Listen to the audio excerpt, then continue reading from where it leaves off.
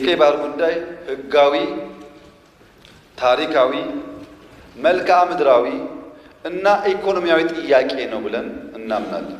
ቀይ ባህርን ኢትዮጵያ ለማጣት 30 ዓመት ከዚያ በላይ የወሰደ ትግል ነበር። ታውቃላችሁ።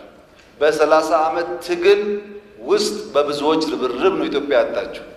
ሌላ 30 ዓመት ያስፈልጋታል ብዬ ግን አላስብም። ማጣትን የሚያክል ነገር ያጣንበት መንገድ ህጋዊነት ችግር እንዳለው ማሳያው ተቋሞች አልገቡበትም። ካቢኔው አያውቀውም። አንድ ገጽ ወረቀት ማግኘት አልቻልንም። እንዴት እንዳጣ ነው የሚያስረዳ። ህጋዊ ባልሆነ መንገድ ያጣነውን ጉዳይ ማን ወሰነው ብሎ መጠየቅ ግን ከማንም ሊና ካለው ሰው የሚጠበቅ ይመስለኛል። በፍጹም የውጊያ መሻት የለንም። በህጋዊና ንግግር ሊፈታ ይችላል ነው።